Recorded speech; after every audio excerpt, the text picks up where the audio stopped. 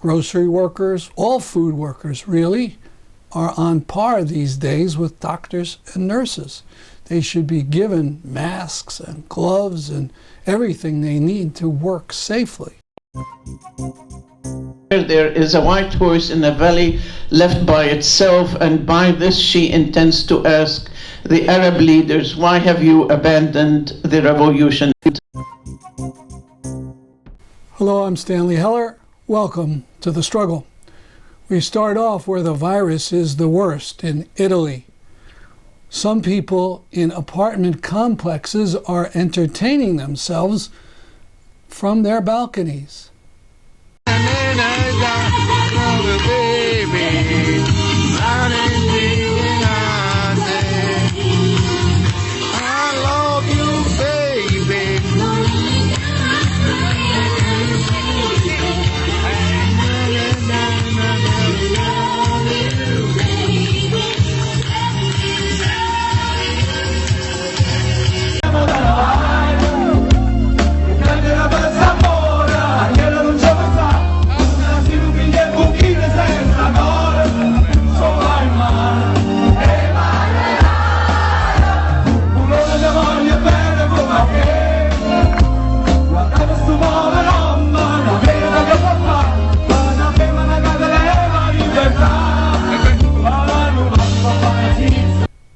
I want to talk about coronavirus and race baiting.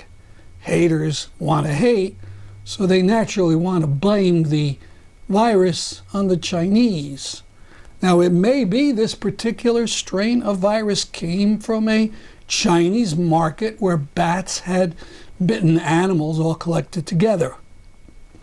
But it's probable those bats had been long isolated from humans until developers knocked down their forest habitat. That mistake is certainly not limited to Chinese. Developers everywhere want to knock down and build, and very few ever take time to think about the effects on disease, communities, or climate. Blaming China, or even worse, Chinese Americans, for the virus is on the moronic level of those who blamed gays for AIDS and sinners for hurricanes. Second observation, grocery workers, all food workers really, are on par these days with doctors and nurses. They should be given masks and gloves and everything they need to work safely. And inspectors should be hired to go around the stores making sure the safety outfits are worn constantly and properly. It's going to freak people out to see people in these outfits for a while, but it's essential. If these workers go down, how are we going to eat? Actually, we have to plan a whole new food system where the only people in the supermarkets are the store workers who pack carts and trucks for food deliveries to homes and apartments. We're in a bad recession or worse. Giving me and others $1,000 a week or so sounds nice, a perfect free market capitalist answer, but it won't work. If I'm afraid to go out or afraid to pick up things that I buy, I'm not going to buy anything. We need a planned economy, jobs for everyone, with safety from end to end. Last comment on the virus, a drawing by Mark Nelson about Syria. Syrians are terrified about what will happen in Idlib, where Assad has bombed most of the hospitals.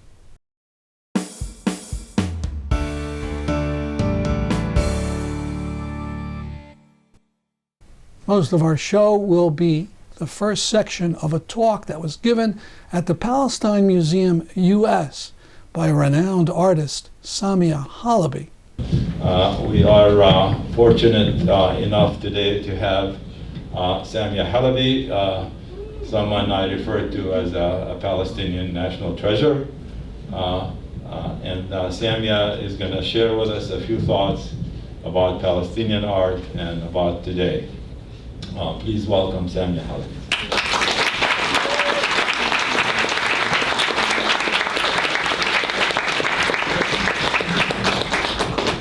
Happy International Women's Day, which I always noticed as having been very important to the Intifada artists, especially Abdel Hayy Musallam, who did a lot on all liberation movements and on International Women's Day. The first thing I want to mention is the difference in curating style between this exhibition and any exhibition you would see at a major museum in New York. I think there's something truly unusual here and extremely valuable. The intention behind the curating here is to move forward and make known Palestinian culture, visual culture, and also the written word in the book. So I don't want to limit what the ambition is here.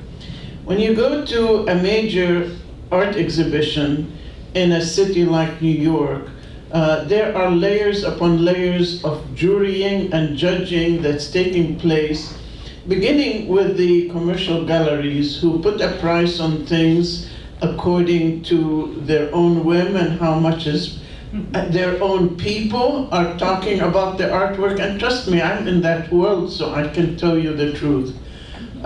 So you pay a magazine to print an article, they print the article, the art goes up in value. A few years later, there are 20 articles, and maybe you've persuaded a museum to put it in one of the shows, and the value goes up, and they're up and up in the value.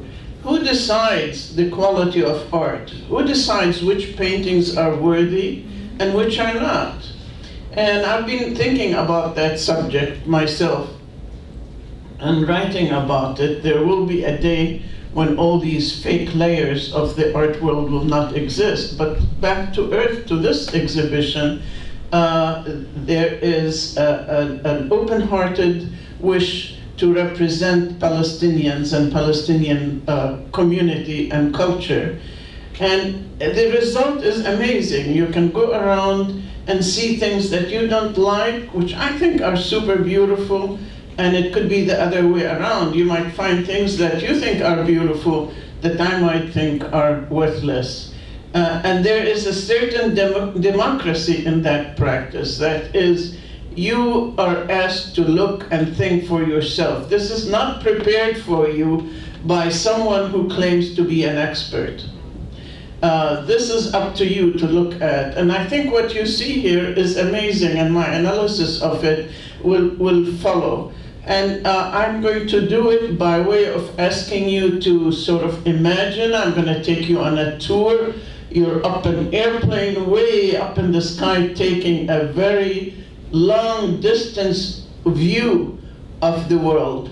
And as I'm taking you up and up and up over the clouds, you're also going back 200 years, if you'll permit me.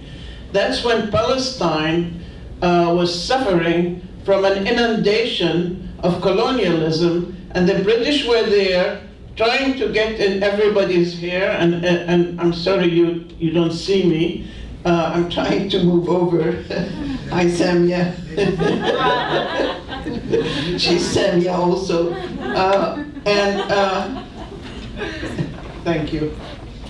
But don't go behind me, it'll start whistling. Yeah.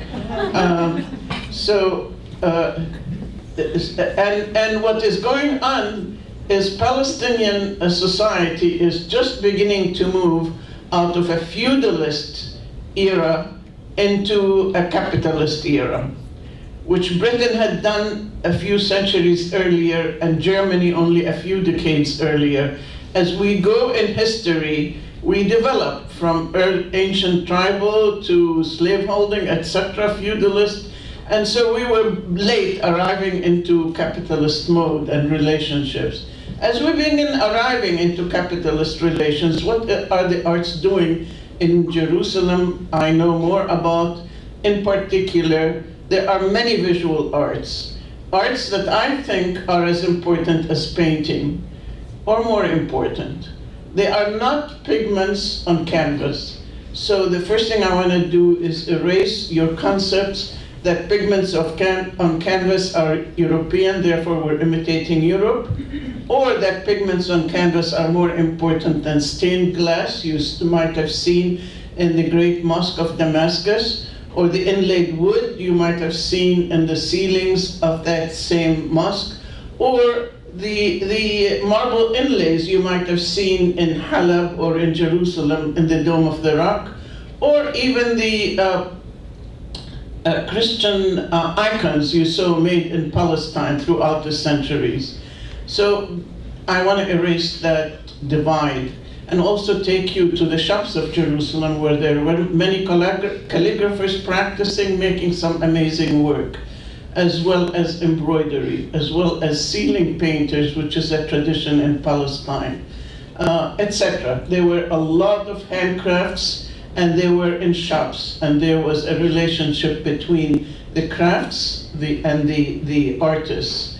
And the collector began to come in slowly, then came, and there were painters growing, as the shift was taking place. 1948 made a huge divide for Palestine, and when the Intifada took place, like all revolutionary movements, that started in Beirut as a class war and continued as a war in Palestine. First cold years in Beirut were during the 70s, and then we think of the Intifada as during the 80s, and that's when the Intifada artists were shining.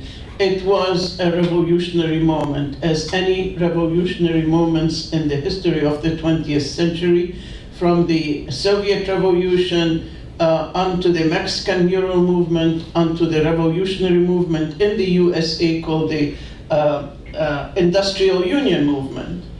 So Palestinian society being in motion, pushed the arts in motion as well. And we have great painters like Ismail Shammoud, Sliman Mansour, Taysir Barakat, Nabil Anani, Vera Tamari, Tamam Al-Akhal, Layla Shawwa, and several of those women are in this show as well. So this is a multi-generation Palestinian women's show. There was a relationship between the artists of the Intifada, creating paintings that relied on revolution, paintings that were very symbolist in content, very modern looking in their knowledge. They knew about the Mexican muralists, they knew about the Cubists, and they were not interested in the illusionist shading that the Renaissance exemplifies, or that later movements in Europe exemplified. They were more interested in 20th century movements that were forward-looking socially, that were revolutionary. And that's a very important fact to keep in mind. Afterwards, when people started getting over the artists of the Intifada, was a great movement, we started seeing artists who were Palestinian, who were not making their message to the Palestinian people, because the Intifada artists were in a revolution. They were pushed from below by the revolution, and they were directing their message to the Palestinian people. And it was symbolist and symbols that are known to Palestinians and not necessarily to everybody. After that, we have a group of artists who began to be more international, like Mona Hattoum and a few others, and they were putting their message out to the West, saying, this is our experience in Palestine. No matter how you look at it, it was the subject of Palestine that is in both the arts. And the subject of Palestine is very much in this exhibition. And the difference between what happens, there was something I wanted to read, just stepping back a little bit. Palestinians, because of our history and our continuing experience with the oppression of the Israelis, aided by the US, we know, and by US intelligence particularly, we're rooted more in reality. We have a real cause to serve, and we feel honored to serve that cause and to speak the truth about what we know regardless. However, the international movement is moving away from things that are concrete and going into a postmodernist illusion about that I call idealism, that is properly called idealism in philosophy. I went to the huge, big exhibition of international art from galleries all over the world called the Armory Show. And here's what I saw on the wall of, for a whole section of the show curated by one woman. She is demanding that galleries who are in that section, that artists construct a version of reality. Not imitate reality, construct a version of reality or the self where the boundaries between fact and fiction are indistinct. Boundaries between fact and fiction are indistinct. We need facts. We don't want the fiction of propaganda. And those artists are dealing with what their experiences have been. They're dealing with what they have seen, what they have experienced, and what they think. So I want to make that very distinct and very clear. So two of the artists that I want to start with, Alexandra Handel, a Palestinian who grew up in South America and speaks several languages, like her sister, who's a very well-known poet, Natalie Handel, made this piece for an exhibition which we held in Brooklyn some years ago, and taking the postmodernist idea, changing it, and putting a subject matter of Palestine in it, which puts the postmodernist Palestinians, to me, in a radical, forward-looking camp. And these are seashells that she's collected all over the world, and she's made headphones out of the seashells, so you can wear them and hear the ocean. And that's telling you simply that Palestinians cannot go to the ocean where they were born by, whose homes have all been taken from them. Next slide. And here you see Alexandra. Maybe you need to sit over there. No, it's going the right way. I did it that way. No, that's not Alexandra, but you have someone testing the earphones. And behind her, next, is you see Rana Bishara's piece, again, an installation piece. Rana lives in the West Bank. She's from the Galilee, so she's had many years living with Israelis and knows about it, and moved to Jerusalem and then moved to somewhere else, I'm not sure, but remains in the West Bank. And this is a piece. That's her work. Thank you. All right, there are 3 pieces there by Rana. This is an installation piece where she's taken photographs of children that were killed by Israelis in negatives, twirled the negatives, stuck them in white balloons, blew up the balloons, and filled the room with these balloons with the negative pictures of the children. And she has a mattress on the floor which you can lie down on.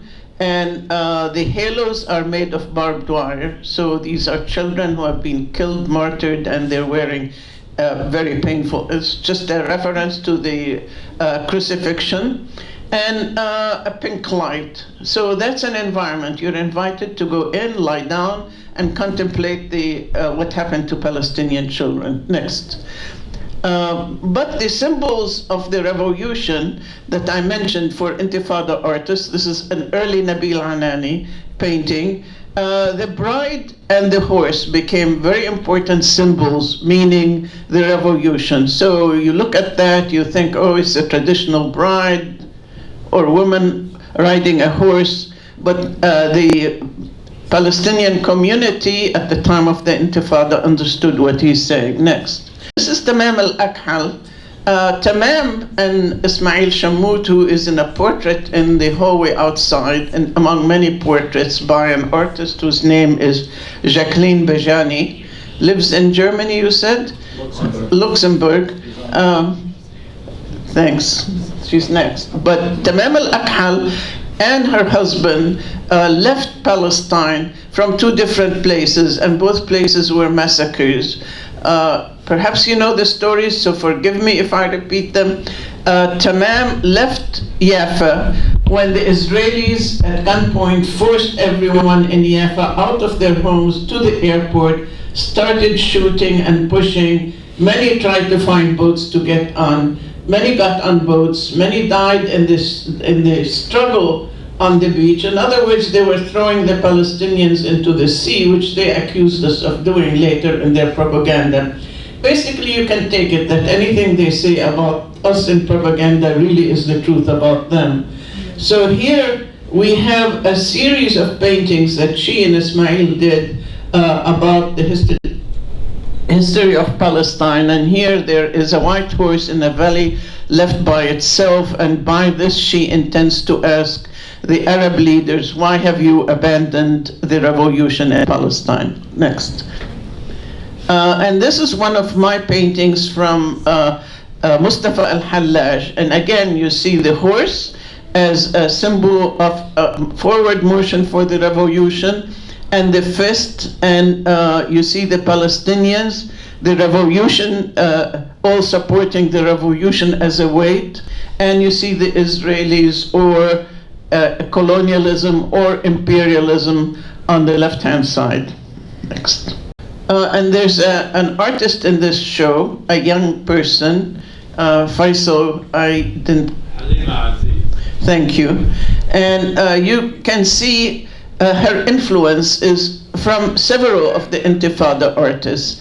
Now, as Palestinians divided into those after the Intifada, into those who were making their message international and those who continued the traditions of the Intifada, this show brings to mind, to me, an incredible view of Palestinians from all over the globe. In fact, Faisal said this is a global Palestinian show, which I liked. We are global indeed. We do intend to go back, and there will one day be a Palestine and all of Palestine. That I feel sure about, there's no question. But here we have someone who's keeping the traditions of the Intifada art alive and well. And not only is there the Dome of the Rock, but there is a couple there, and that we see in many of the Intifada artists. A villager, a village woman, a village husband, Jerusalem. And please note, in the upper part of the painting are circular sections or almond-shaped sections. The eyes, again, were a very important symbol in the Intifada, implying that talking to the world, you think we don't know, but we're aware. At the time of the Intifada, whenever the artists or everybody in the Intifada, they called the walls the newspapers of the Intifada. So whenever graffiti would go up, they would force people, they'd detain anybody and give them a bucket of paint and force them to cover the graffiti. So Layla was getting the information out. Next. The Intifada had a very strong effect, as I mentioned, and in the process of making symbolist art, they started focusing on the village. Now, to me, there is something very interesting going on in that we Palestinians have very large cities and very forward-looking culture, not only in the villages, but also in the big cities. But the big cities and big city life is not presented, which is a tragedy, I think, and a loss. But the village is presented because we can claim this as as having a national nature, not an international nature. And this one's behind me. Juhayna is the daughter of a very important Palestinian hero called Habibi. What's Habibi's first name? Anyone remember? Emil Habibi, who's an author and wrote some wonderful things that got translated internationally. And this is his daughter, so that's why you see Habibi in her middle name. And the painting is very much in though it is more recent, very much in the style of the Intifada artists, with the symbols, the village woman, the eye in many places, and the trunk. and the bird of peace in this case. Now, the artists in Beirut never made the bird of peace. If they made a bird, it was at the mouth of a gun, because we're going to fight first. We can't arrive at peace by kneeling. Next. And I want to also discuss another subject that was very prominent at the time of the Intifada, which was heroes and martyrs. And this is a very huge monument, about 10 by 20 feet at least, and it is by Abed Abdi, who was one of the first artists to begin practicing after the 1948 attack on us. Next. And there are two paintings out there that are about heroes and one martyr of the Palestinian people that are particularly beautiful. Ahd al-Tamimi and Najjar. What's her first name? Razan Najjar. And there are paintings in this show that are just about beautiful relationships in life. This one is Dina Matar, whose paintings I've admired for a long time. And this is a beautiful execution of mother, child, music. I am not attributing more to its symbolism, but she might have more. Next. And this one is a very young artist whom I had the pleasure of meeting earlier in last year in the spring, when she had a little studio at the Uptown Foundation, and she had a whole batch of these paintings sitting around. They had invited me as students to go see their work, and I was really moved by these pieces that she has. That's our program for today. Be safe, people. My name is Stanley Heller for The Struggle.